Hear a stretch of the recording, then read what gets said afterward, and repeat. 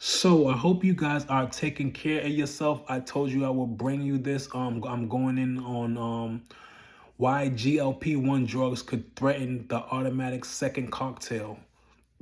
So without wasting any more time, how GL1 drugs could change the way Americans order drinks.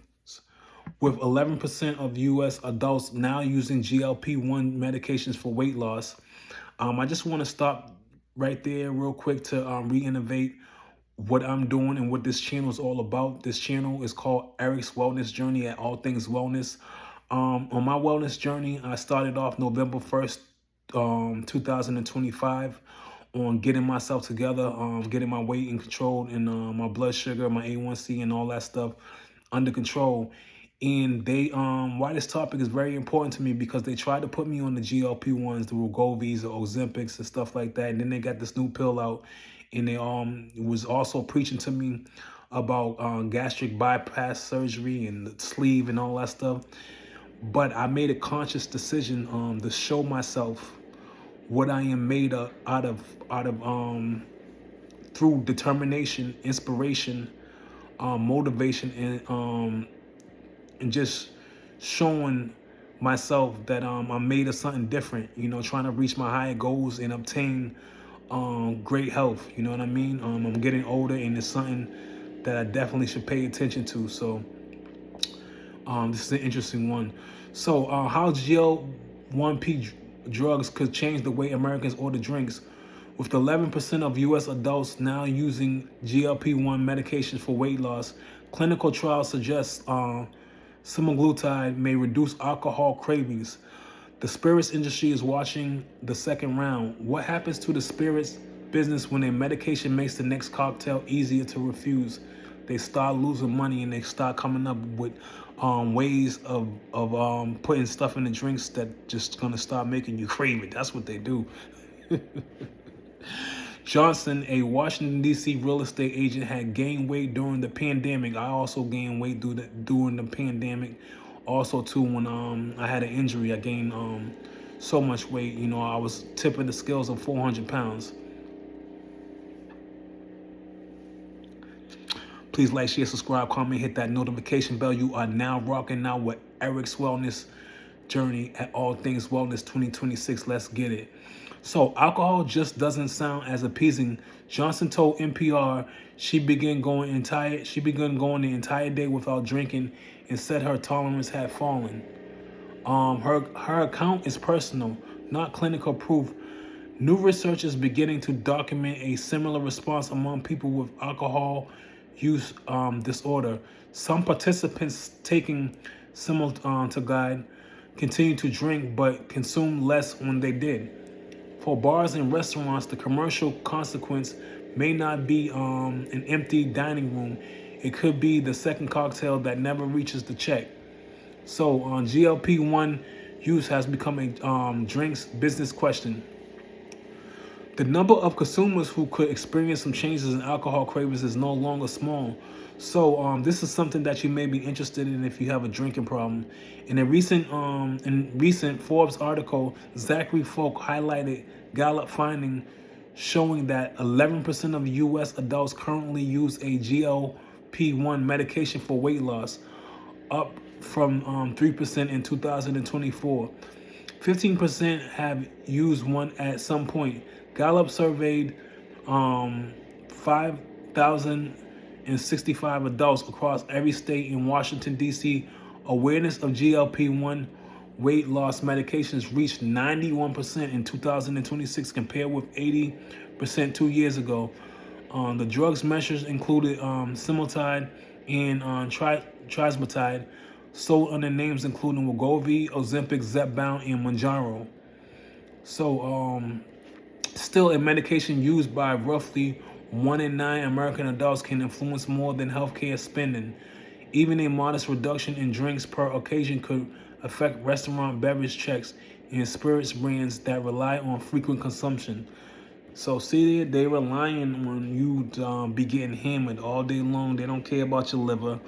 They don't care about spikes in your blood sugar. You know what I'm saying? And they don't care about motor vehicle accidents. They just want you to just down it, down it, down. Go home, get in the car, and just drive away and just wreck something up. Please like, share, subscribe, comment, hit that notification bell. The largest randomized trial to date was published in the Lancet in May 2026. The study enrolled 108 adults with obesity and moderate to severe alcohol use disorder. Participants received semaglutide or a placebo for 26 weeks. Both groups were also offered cognitive behavior therapy.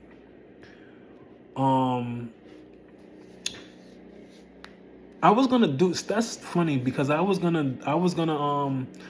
My nutritionist advised me or told me that cognitive behavior therapy would be good for me. I never got it, but I did get a nutritionist. I just thought that was interesting. People that are suffering from different I would say from different eating disorders and stuff like that. I would when I read about it and stuff like that, it's very, very interesting, and I hope it can bring some light and shed some light on the help that's out there. So if you do have an eating disorder and stuff like that, or even if you're trying to lose weight, cognitive behavior therapy is great. Hopefully that your insurance will cover something like that, because the insurance is not playing fair. The insurance game is not playing fair right now. Car insurance, health insurance, they're not playing fair. So heavy drinking fell in both groups, but the decline was greater among participants receiving semaglutide. They also reported larger reductions in total monthly alcohol consumption, drinks per week, per day, and alcohol cravings. An early randomized trial published in offers a finding with particular relevance to the bar business. The 9-week study involving 48 adults with alcohol use disorder, low-dose semaglutide, reduced alcohol consumption during a laboratory session, and lower weekly cravings. It did not significantly change the number of drinking days. Participants taking the medication consumed fewer drinks on the days when they chose to drink. The available evidence does not show that GLP-1 users will stop going to the bars. It raises different possibilities. They may still order the first drink and lose interest in the next one, which is good. If you're having one drink and you know you're gonna get hammered, and you're on it, you could potentially not, take it to the max.